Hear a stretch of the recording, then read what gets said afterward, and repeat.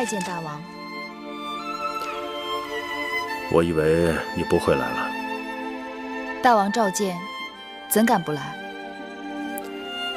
你可以给我一个理由。病痛、不适，女孩子家这些借口随手拈来。大王洞若观火，被拆穿的把戏，岂不没趣？虽然不情愿，可是你还是来了。虽然来了，可还是不情愿。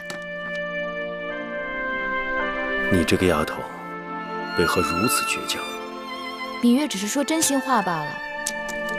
大王若不喜欢，那以后芈月慢慢学着说假话。宫里只有你一人敢与寡人顶嘴，你可知错？大王恕罪。可芈月还是不知错在何处。母亲，下去吧。是。坐。谢大王。坐到寡人这儿来。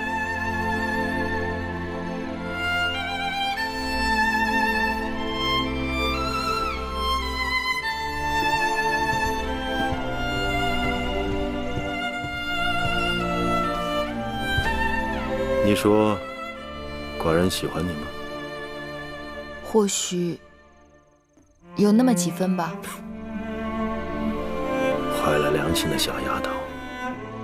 可无论寡人有多喜欢你，还是要常常到宫中其他嫔妃那里去。你说为什么？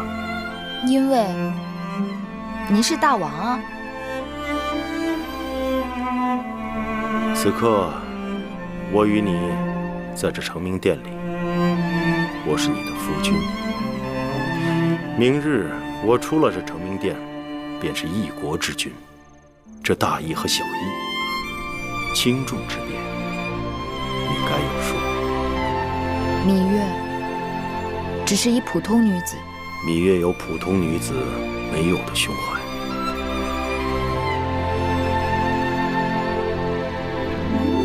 大王是想要芈月学会做宫中女子？寡人不要你做宫中女子中的一个，而是要你在寡人眼中独一无二。行了，别跟寡人赌气了。寡人找你来是有正事，听说整理王后陪嫁的书简之事已快了结，你近来在演练新招来的乐师。芈月只是不想让光阴荒废了，再者，也可以让楚国带来的编钟和其他乐器物尽其用。既然如此，你可愿意每日来给寡人整理书简和奏章？我？寡人要用的书简和奏章浩繁众多，无人分类归档，翻找起来耗时耗力。你可每日免召进入承明殿，为寡人整理书简和奏章，归类收藏。这么说，这里全部的书简和奏章都由我管辖？是。我可以随意翻阅这些文字啊？那是自然的。谢老伯恩典，芈月求之不得。怎么又叫寡人老伯了？芈月更喜欢大王做邻家老伯，不喜欢邻家老伯变成大王。小丫头，你一准知道，你笑起来比哭挺用多了。玉儿不知。精兵利器足以毁掉寡人的社稷。对了，明日是7月初1，寡人想带你去一个地方，不过到时要让木间给你准备一套合适的暖装。明日要去哪儿啊？明日你就知道了。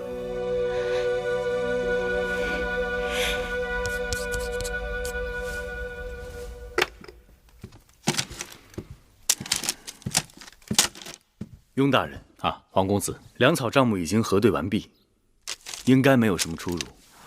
这么快？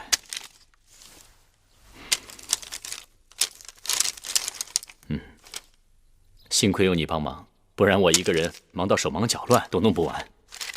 举手之劳而已。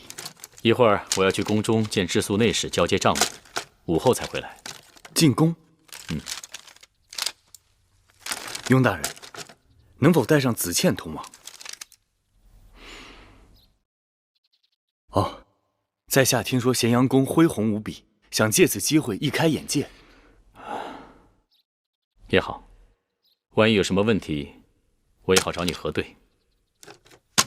不过，你千万要记住，一会儿到了宫中，一定要跟紧我，切勿到处乱走。好。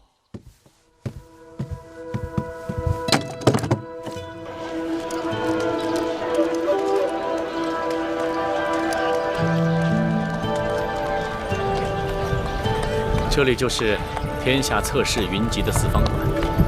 也是如今咸阳城最热闹的地方。王公子哪天有兴趣，可以进去看看。好。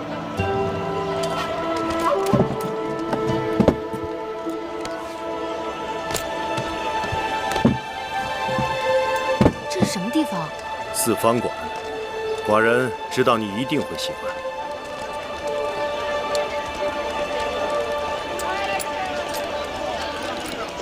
天地万物无理天下，天下事有，天下熙熙，皆为德才；天下攘攘，皆为利。且看大家都讲得这般热闹，但谁又能够牺牲自我？大家是大同好事，你我是两足看来，世人谋利，无利则发兵遣善，有利则洒血断头。儒家也说过，有恒禅者有恒心；法家也说过，人性遂利。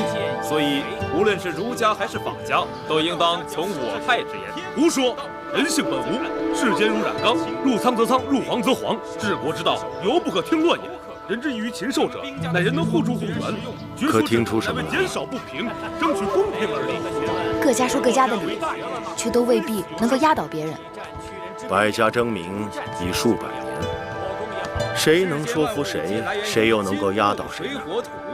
其间相生和相克，为什么还要争呢？五行即为五德。万物与五行对应，各具其德。天道运行，人事变迁，王朝更替，更是五德转移之结果。你们都说得好听，却空言无补。如今诸子百家当中，真正能有所作为的是我们兵家。兵者，国之大事。你刚才问我什么？得知众寡强弱。我说，既然如此，为什么还要争呢？克敌制胜。争是为了发出声音来，各种声音意味着推陈出新和长进。原来这世间只有周礼一种声音，四方陈迹。我大秦在俗人眼中，也不过是为木马的边鄙野人。周天子的威望倒塌，才有了列国和我大秦的崛起，有了各方人才的投奔，有了这四方馆中百家争鸣，激荡文字，人才辈出。可臣妾昨日在大王的成名殿里翻阅商君书，商君斥其他学说为贼，大秦用的可是商君之法。在我看，任何一种学说都在尽力排斥他人，但总有聪明的学人在不断吸取他家之长，丰富自己。而君王则一家为主，数家为辅，内佐王政，外扩疆域。这真是一个好主意。每逢初一15，这里都会有大争辩。既然你这么喜欢，寡人准你初一15凭令符过来。不过必须要男装打扮。还可以让臣妾下注。多知道民间疾苦，掌握耕战之实际本领。啊，公子，黄公子，哎，你就在此等我片刻，我去就回。雍大人尽管去吧。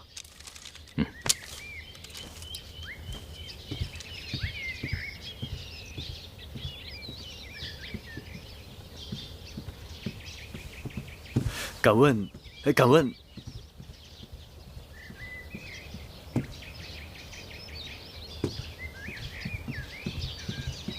敢问，在下初进秦宫，想向你打听一人。何人？是位楚国来的女子。这宫中楚国来的女子多得很。这个女子名叫芈月。你是何人？怎敢大逆不道，直呼芈八子的名讳？她与你有何干系？哦，在下也是楚国人。这宫里宫外楚国人多得很，都借着楚国二字来攀附八子。你四处打听他，到底想做什么？啊，母亲。雍大人，不知你在问什么呢？这位公子是随我进宫办事的。小的不知，这位公子是跟雍大人一起的，多有冒犯。我们这就告退。雍大人慢走。走啊。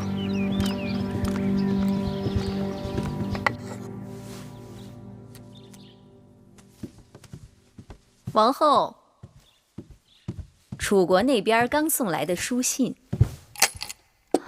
王兄和母后好久没来书信了。是啊。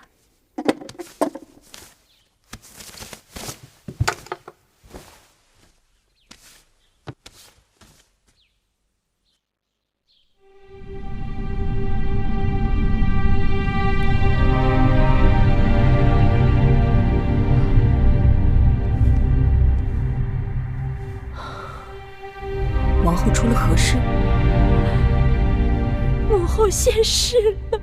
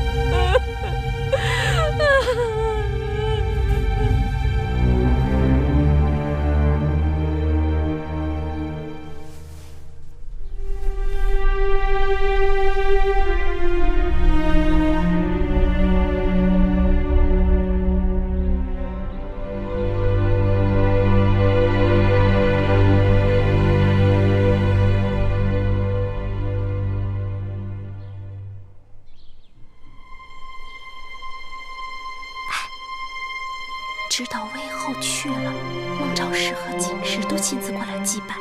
可直到此刻，那个芈月不仅没有露面，连声问候都没有。今日我还曾特地去会院通报魏后故去的消息。仙儿、慧儿好歹还说了声请王后节哀顺变的话，可那芈月就坐在屋子里，竟然连眼皮也不眨一下。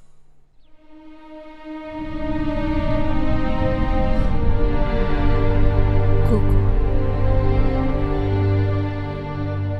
你说在我出嫁前，母后日日守着这些陪嫁裙的，看了不下数十遍。魏后字字斟酌，唯恐一点疏忽，让王后在秦宫用度不足，衣食不便。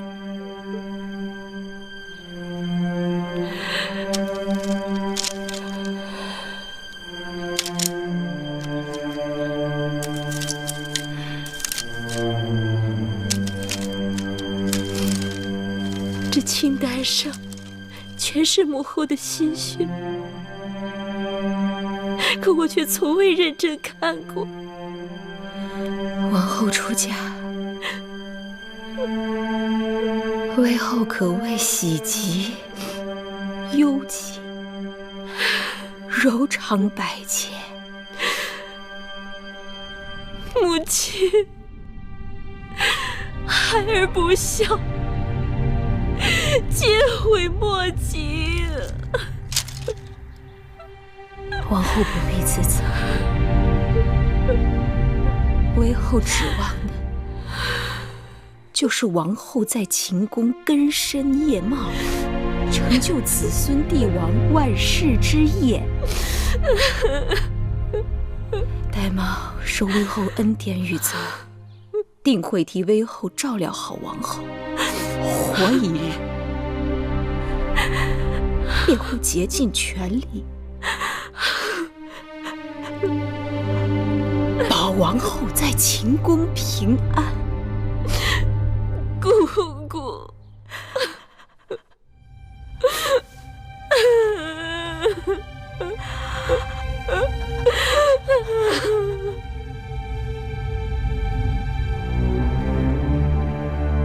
他死了，他居然死了。死了？谁死了？威后死了。楚国来信通报，说他因病而亡。王后不思茶水饭食，因此事哀痛欲绝，不能自已。宫中无人能解他心结。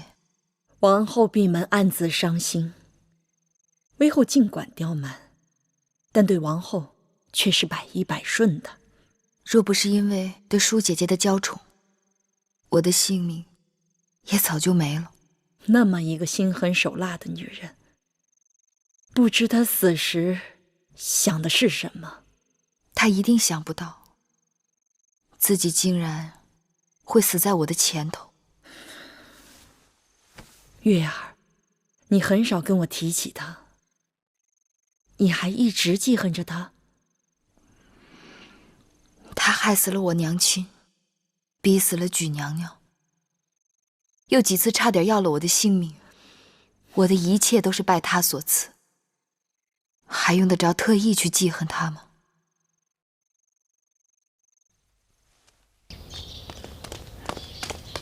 先生，公孙先生，你怎么来了？我今日来也是迫不得已。出什么事了吗？先生是否曾有块符节交给义渠人使用？确有此事。那是在秦王迎娶新王后之前，我借给他们的。当时说好了，用完之后即刻奉还。但是因为事情没有办成，他们却也赖着不还给我。这事情都过去2、3年了，我现在正在想办法与他们交涉。先生不必痴心妄想了。前些日子，我们在义渠国的密探秘密通报，早在半年多前，秦国的雍瑞大夫以重金从义渠王手中买走了那块符节。什么？这怎么可能？如果真是如此的话，秦王为何待我从无异样之处啊？那不过是猫戏老鼠的手段而已。眼下先生随时都可能大祸临头。事不宜迟，魏王已经为先生做好了安排。8月初1，我在城外接应先生离开咸阳。这是给你准备的出城符节，这是伪造你身份证明的注册。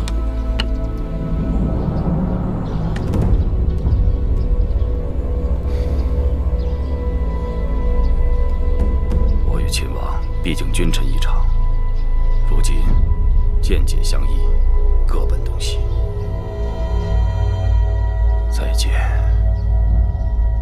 恐怕就是在战场上了。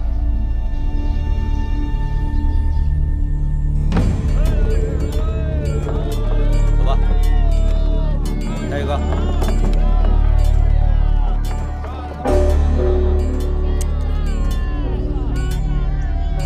来人，拿下！为何抓我？为何抓我？听说是个魏国的奸细，说抓人就抓人，有证据吗？这年头抓人要什么证据啊？后边的人愣着干嘛？抓紧时间！下一个。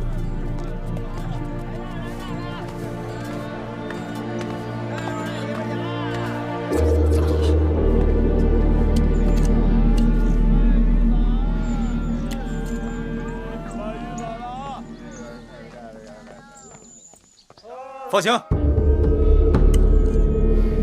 下一个。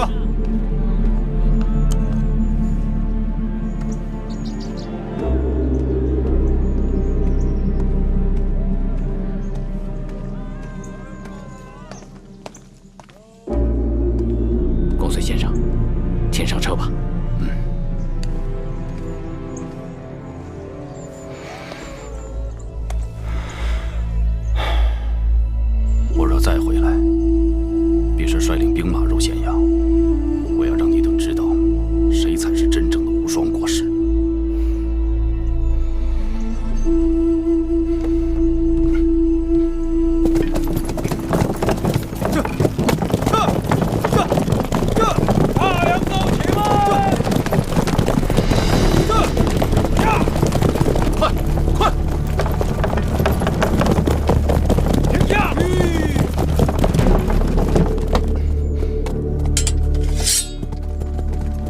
位可是公孙衍？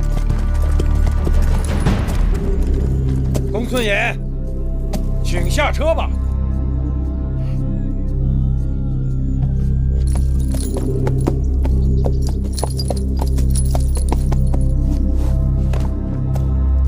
先生认错人了吧？车上只有区区2个商贾，并没有什么公孙衍呐。昨日朝堂共事一军，今日相见，公孙衍为何缩头缩尾，不敢相认啊？下来吧。罢了，罢了。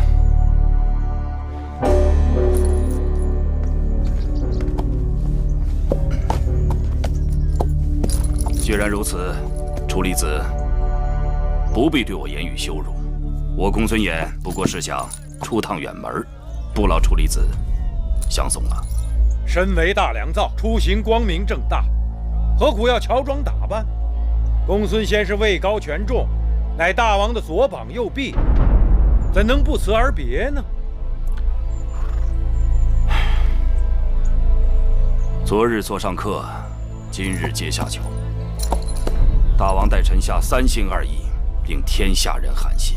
大王对你仁至义尽，倒是你公孙衍朝秦暮魏，首鼠两端。带走。是。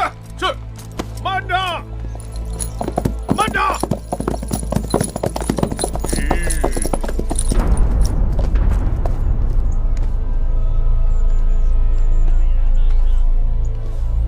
大王口谕：公孙先生曾为秦国社稷立下汗马功劳，听闻即将远行，特赐千金以壮行色。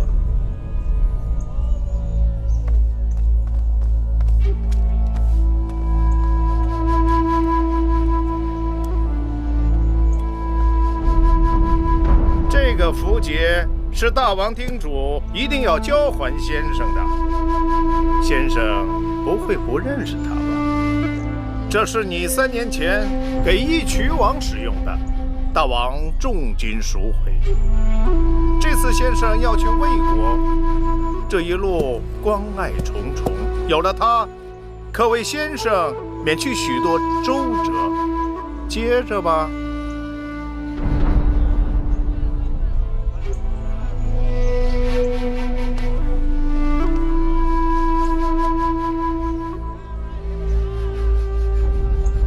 楚离子，放行吧。放行。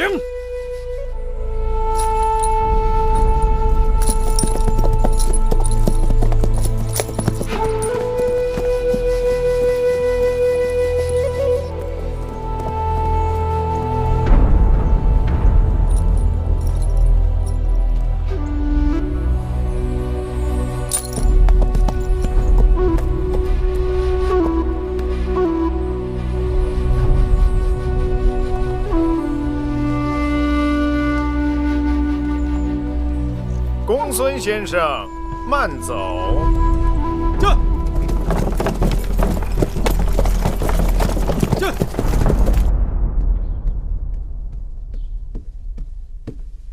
大王，公孙衍出走魏国，必成大患。王兄不仅不派人追捕，反而千金送他上路，这岂不是为虎添翼？寡人曾与他君臣一心，肝胆相照，共度艰难。如今他弃我而去，也许有他的不得已。若抓他回来，判罪获刑，寡人于心不忍。另外，会让天下尤氏谋臣猜忌我秦国和寡人不识人才，缺少胸怀。寡人权衡利弊，才派幕监前去传旨。既然公孙衍已不能为大秦所用，何不借他的离去，收服天下人心？王兄高瞻远瞩。不过放走了公孙衍，那魏国埋在我们中间的那些暗桩怎么办？全部起出来，不管牵涉到谁，抓！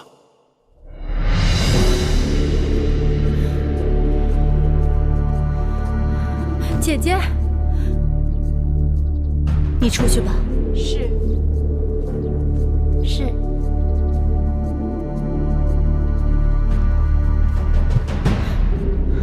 姐姐，公孙衍出逃魏国，这事儿你知道了吗？我也为此事而着急呢。听说城中只要与魏国有来往的人，均被查捕，风声是越来越紧了。大王赐给你的那个铜符节，你还带在身上吗？啊，在这儿呢。收好了，这可是能保命的。姐姐，你什么意思呀？我过去跟公孙衍都有交往，而你只是一个深宫妇人，既不知军国大事，也素来和我来往不多。从今以后，你就不要再到我这里来。姐姐，如今公孙衍已经出逃了，这铜符节再也寻不回来了。我这次只有坐以待毙了。姐姐，那铜符节你也不可能日日藏在箱子里呀。再说，与魏国来往的人也不仅仅是你，那若是别人在半道给弄丢了，也不是咱们的过失呀。是福不是祸，是祸躲不过。这铜符节的事，必定要有一人顶包。妹妹，姐姐叫你来，是有事要托付给你。你我虽非异乃同胞，但因从小一起长大，胜似亲生姐妹。在宫里，除了你，姐姐唯一的亲人就是华儿。姐姐若是被大王治罪，华儿必受连累。姐姐是想，华儿在宫中无依无靠，我只能把她托付给你了。你独子尚有，华儿又一向与你亲近。姐姐，你别再说了，容我们再想想法子，结果不一定有那么糟糕呢。啊，把事情都想清楚了，就没那么糟糕。来，妹妹，让姐姐看看你。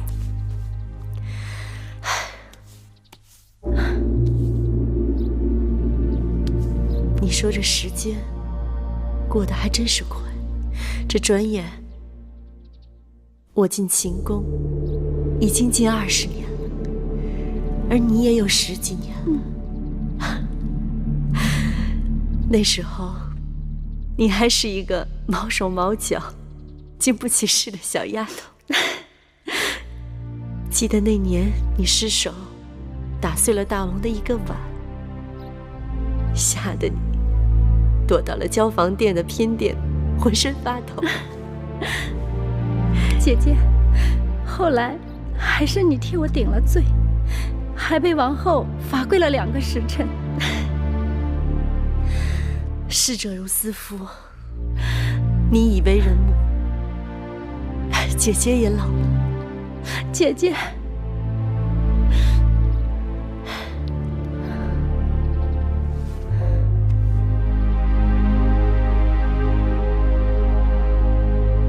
姐姐，记得进宫那日，你头上戴了一个碧玉簪，众人都夸俊俏，连大王都忍不住多瞅了几眼。那簪子可还在吗？在。姐姐，你把它赠予我吧，以后也是个念想。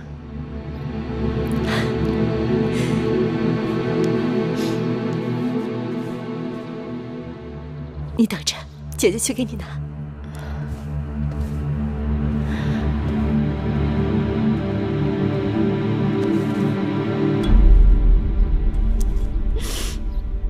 姐姐，我的孩儿就托付给你了。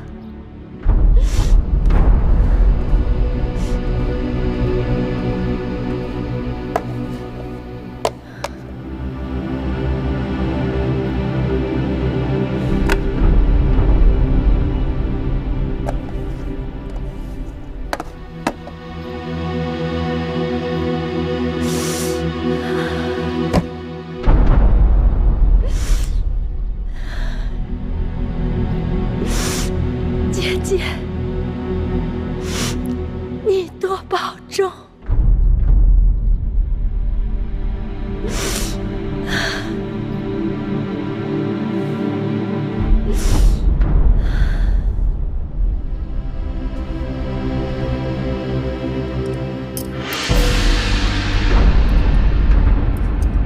你们想干什么？卫秉夫人就敢闯进来！夫人，奉大王之命，查办魏国奸细案，内府要传唤你身边的采凡，请夫人允准。我身边的士人都忠心耿耿，没有奸细。如若你们要带人，还是带我去见大王吧。夫人在时不可离开，还要协助老奴找一些东西。找什么东西啊？铜符节。那东西我一时想不起来放在哪里了。既然夫人想不起放在哪里，那我们可以帮你找。是。你们想干什么？若是真找不到，恐怕夫人就更不好交代了。哦，忘了告诉夫人，魏长史已经前往内府问审了。我妹妹什么都没做，你们太放肆了。大王吩咐，公子华身边的所有太傅和侍从均已换人。采凡，你还站着干什么？走吧。夫人保重，奴婢先去了。不光是采凡，所有从魏国来的侍女侍从都要到内府过一遍，带走。是。夫人保重。大监没有。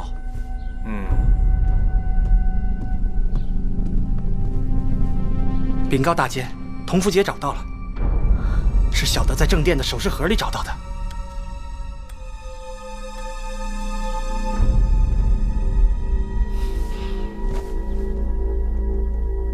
那魏夫人平日多霸道啊！如今眼看着她手底下的人一个个的给拉去过审，总算是出口恶气。可不是，大王可算要跟他们算总账了。下毒害王后是一档子，勾结一群人打劫是一档子，借着国美人上吊陷害咱们再是一档子。那魏氏姐妹死多少回都不算多。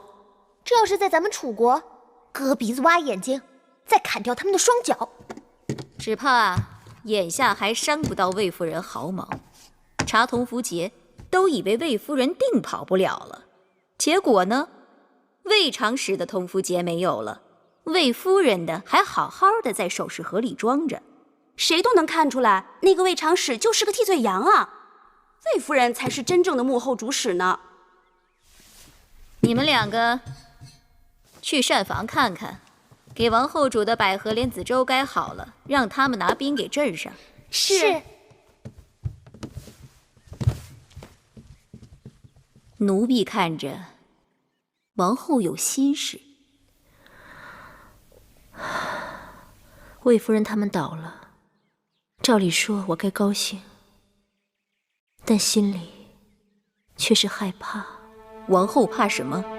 当初秦楚联姻，王兄指望秦国能助楚国称霸天下，母后更是深信楚国强，我在秦宫势力必定也强，时时能帮楚国说上话。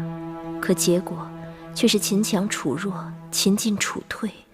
现如今我在后宫，哪句话该说，哪句话不该说，全要看大王脸色。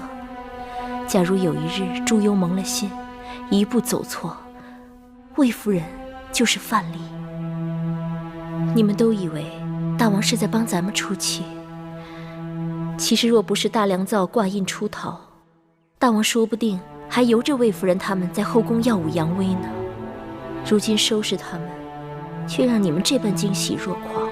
但只要魏夫人倒了，后宫就没人能与王后作对了。真的吗？不对，奴婢忘了那个狐妹子芈月了。王后是不是说，那芈月？我不是这个意思。就算芈月想作怪，也绝非王后的对手。王后是正宫，有嫡子，魏夫人倒了，公子华已经没有机会了。接下来，王后就要把心思放在立嗣上。一旦大王立公子为太子，那王后的位置不就高枕无忧了？话是这么说，但是大王疑心最重，此事容易弄巧成拙。要不然，咱们让芈月替王后出头。眼下那狐妹子可以随意出入成明殿呢。唉，自打母后去世，我与芈月也冷了许多。一想起母后与她的纠葛，心里难免郁闷。魏后过世，与她脱不了干系。姑姑又来了。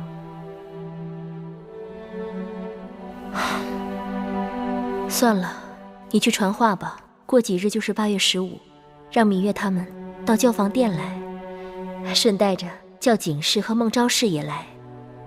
魏夫人倒了，总是幸事，我们姐妹们也该聚聚了。是。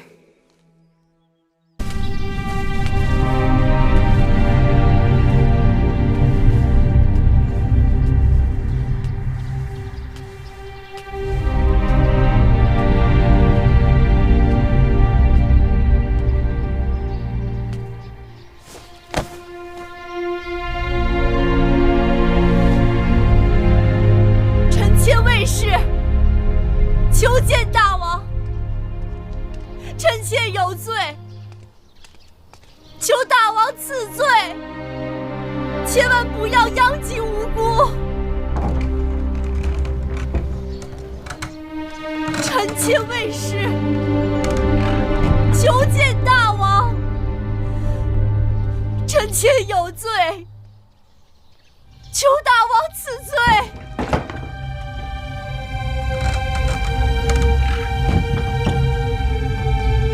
求大王千万不要殃及无辜！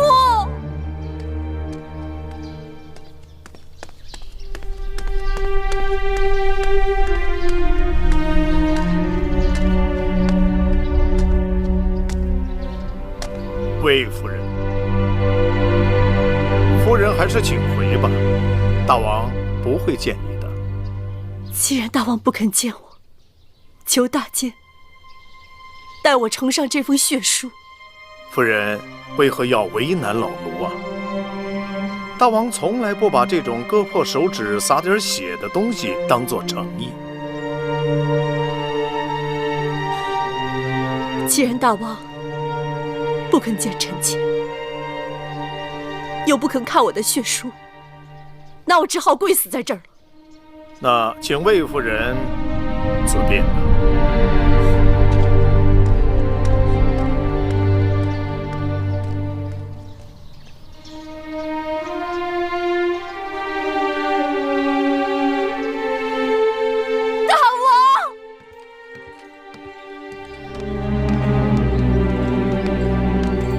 八子，公子华，八子请留步。樱华有话要说。母亲大错已铸，覆水难收，更曾屡屡为难八子。望八子宽厚慈悲，不要与他计较。大王若不计较，芈月自然不会计较。谢夫人宽厚慈悲，樱华来日定投之以桃，报之以李。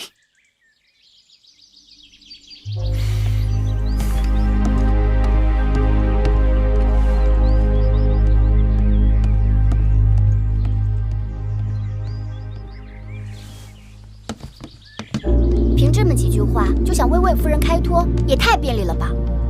魏夫人与公子华虽然是母子，但真的很不一样，还是应当母是母，子是子。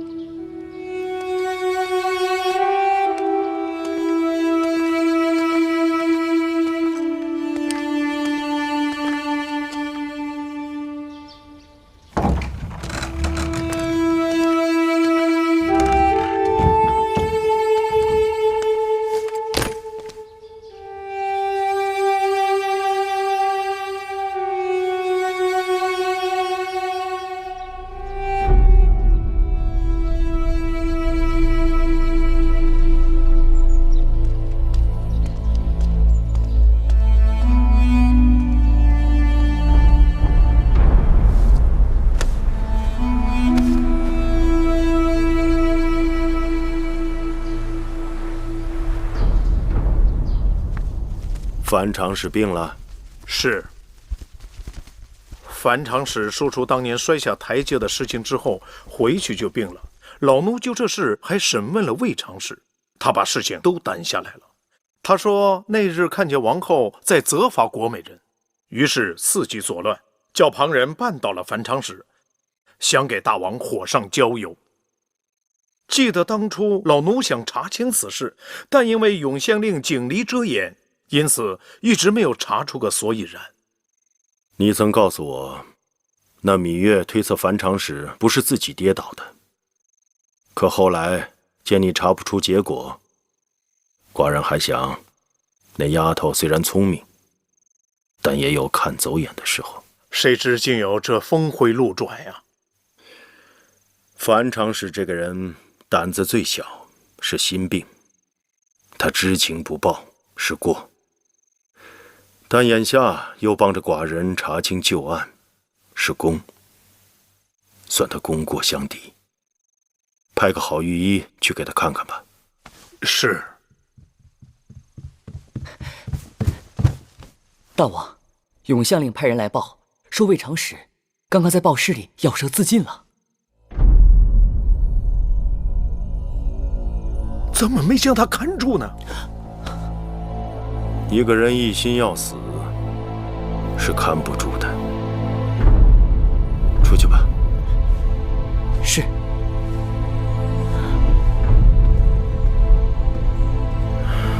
可惜啊，她是寡人宫里最懂得腌制干果的嫔妃，以后再也吃不到她腌制的蜜杏了。魏夫人还跪在殿外吗？是，已经整整1日了。公子华也来了。华儿也来了，就跪在大殿外。到此刻也已经有2个时辰了。算了，让他们起来吧。去告诉魏夫人，让她回去好好闭门思过，痛改前非。不然，寡人再不让华儿与他相见。是。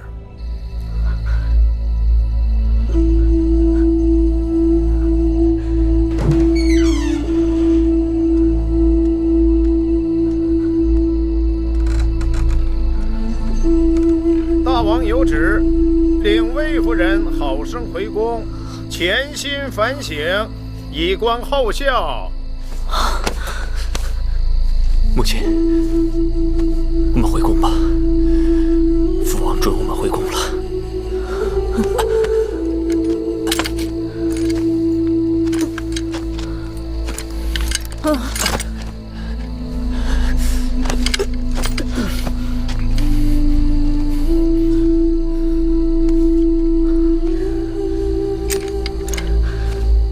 不要扶，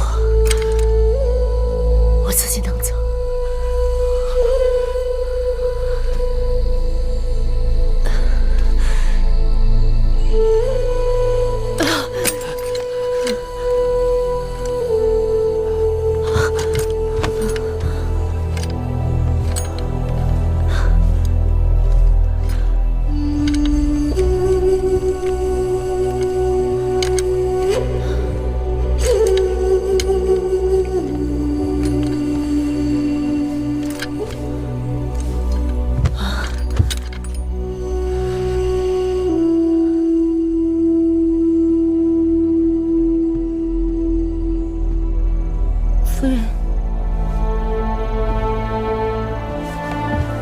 夫人喝口水吧。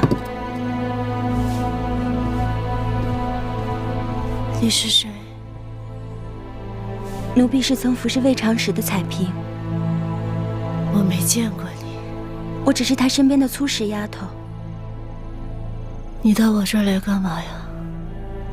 魏长史在内府咬舌自尽，永相令让奴婢来披香殿服侍魏夫人。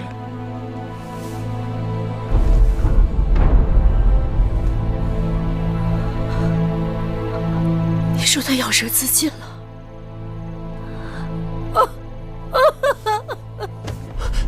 母亲，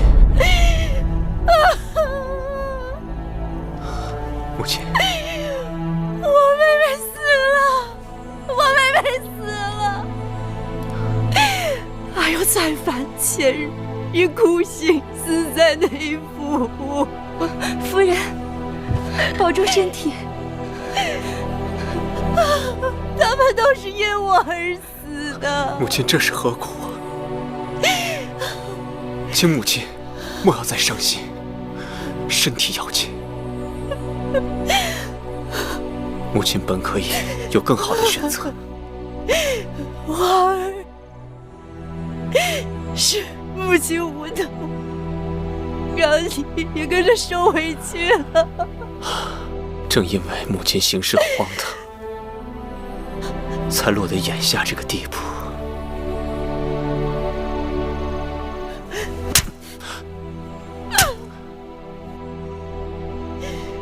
母亲求你这么一个亲人了。孩儿只要母亲平安，怀儿便无怨无悔。请母亲切不可再以身试险。母亲这么做，并非为了自己。我知道母亲所做的一切都是为了孩儿打算，但从今以后，请母亲不必为孩儿苦心周全，该由孩儿来庇护母亲了。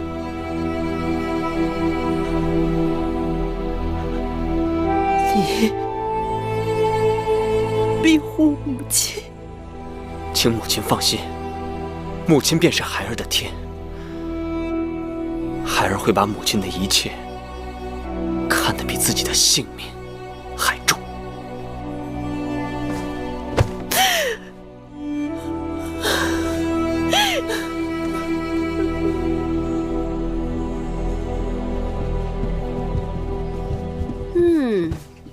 王后宫里的红枣汤甜而不腻，怎会这样适口？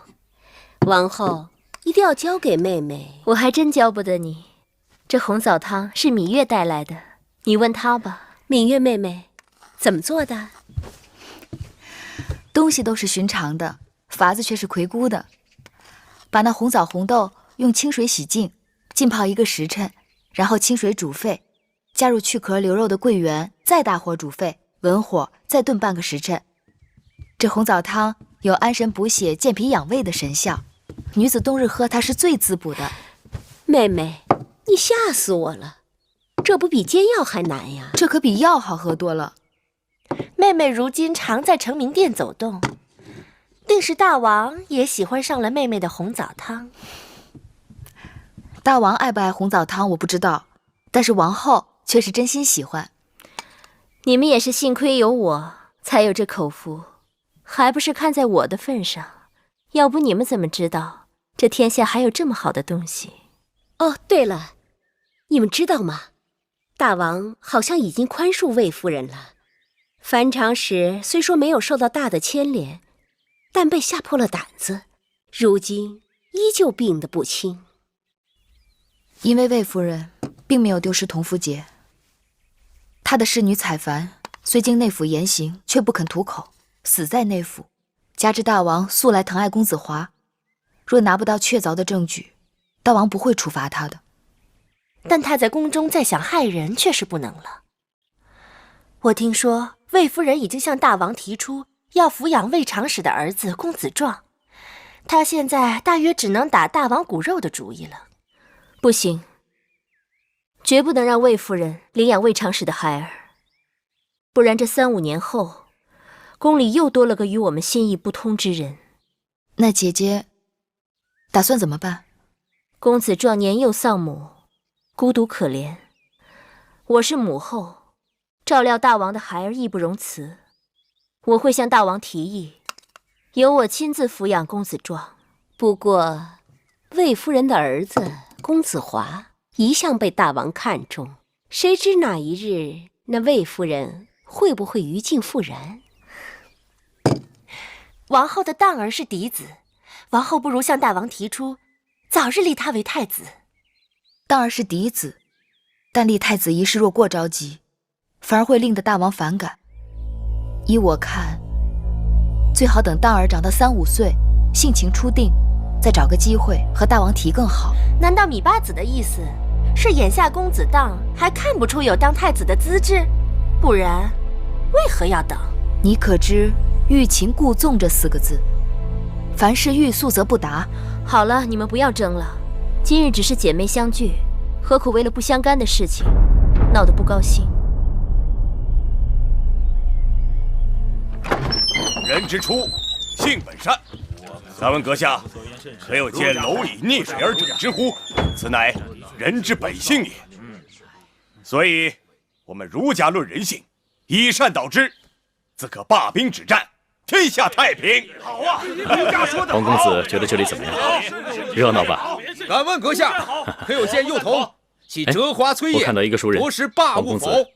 请自便。此乃人性本恶也，唯我法家倡导，以法相术，知其恶，治其恶，天下方能严整有序，令行禁止。哎，此话差矣。雍大人才能治天下。张子，民为贵。有些时未来这里比之前更热闹。是叽叽喳喳的，像个大集市。你那套人证的说法，明明来都来了，自欺欺人，凑个热闹。下一注，咱们赌一下，看谁家会赢。好啊，既然来了，就不能空手而归啊！好，你们道德家的学说好是好，但是不如我们兵家的实用。人可以贫贱，但不可以受辱；可以富有，但不可以糜烂。黄公子，国民不必好战，但必有血那是气养我新来的一个门客公子倩，见义不为。他来自楚国，满腹经纶，只是执意不肯入朝为大王效力，所以眼下是暂时屈居在我的府中。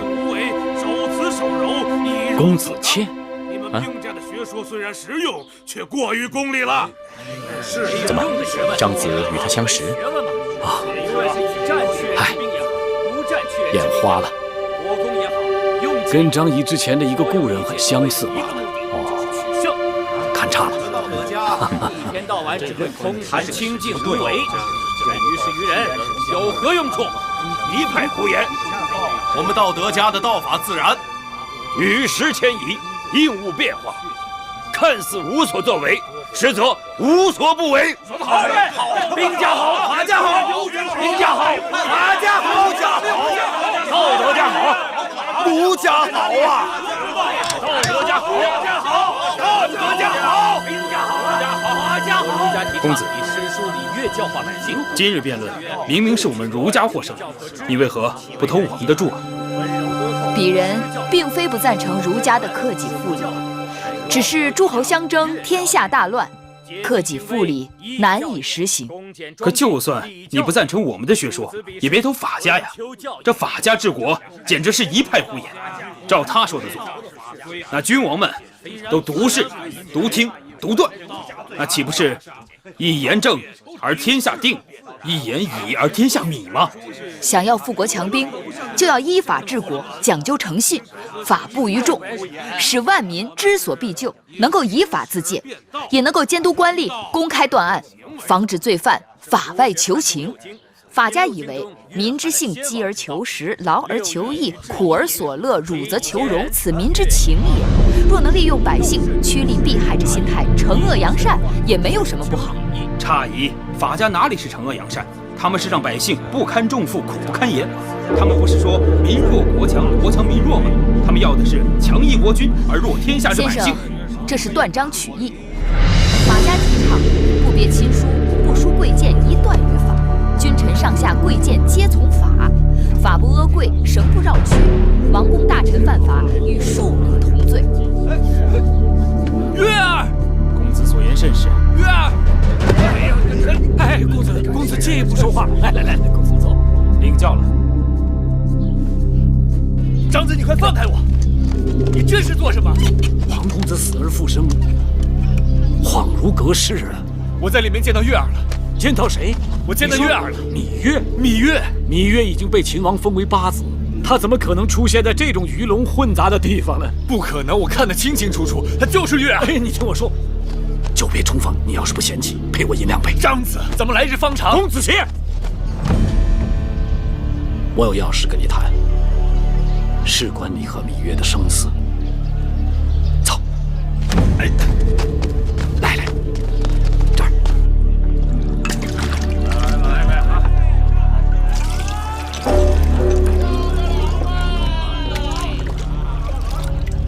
小二，点酒。哎，来了。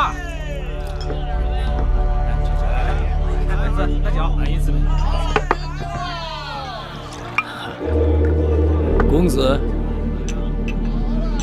我如今该叫你公子倩呢，还是叫你公子歇？公子倩吧。公子倩，公子倩，不好听啊，总是欠着别人的，做人多辛苦啊。那就随长子怎么叫吧。好，公子歇，哈哈哈，公子歇，大难未死，非常人之幸也。为什么把名字改了？长子心知肚明，就不要跟我兜圈子了。你也不要再跟我兜圈子了。老朋友到咸阳，绝非一日两日了吧？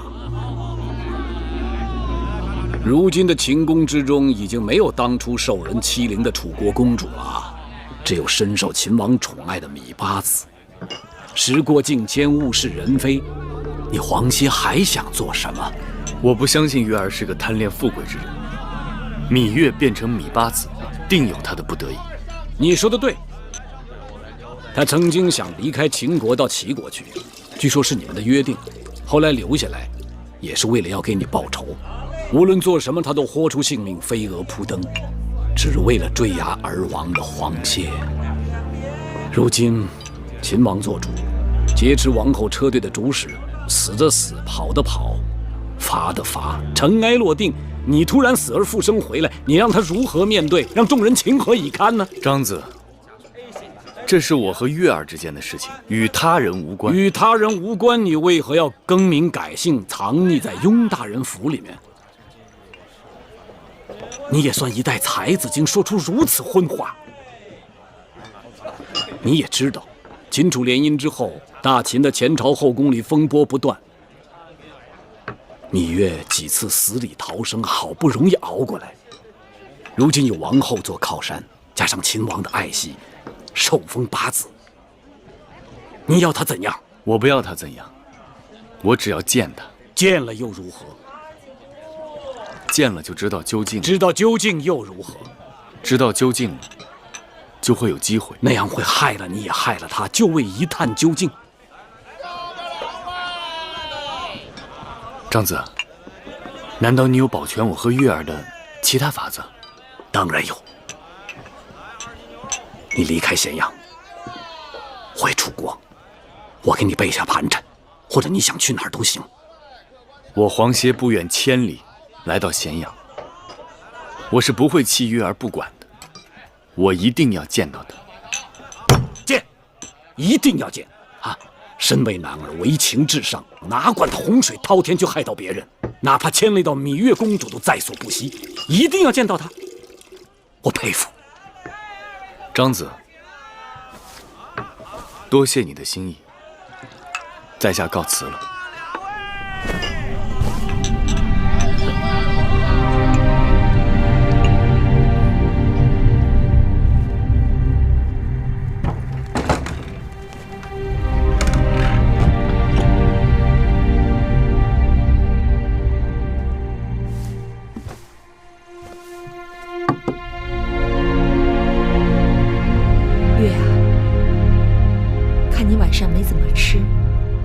有心事？记得当初，我曾发誓，只要找到杀害子歇的凶手，给子歇报了仇，我便离开秦宫。眼下也算报了仇了。此一时彼一时，如今大王这么看重你，你又何苦还说这些没由头的烦恼自己？或许是我当初说的那些话，子歇在天之灵都听到了。怎么会呢？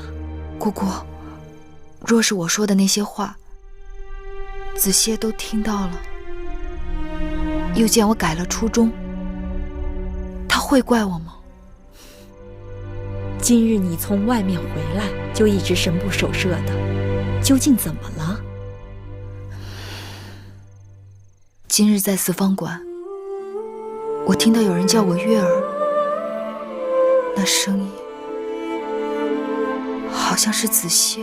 你定是听岔了，皇公子已经过世好几年了。是呀，可可那声音，我听得真真切切的。那是因为你心里一直没有放下他，思则气结，久思伤脾，情志不舒，扰乱神明。其实只有你过得好，黄公子在那边才能放心啊。既然你惦记他，等开春了，我陪你去他的墓地看看他吧。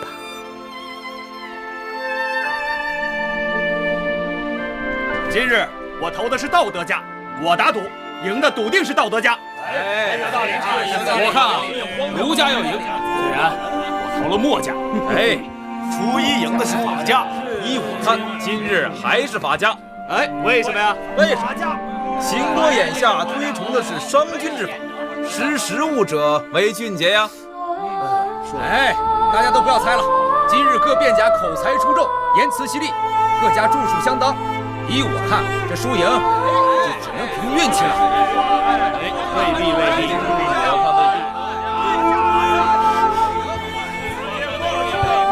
月儿，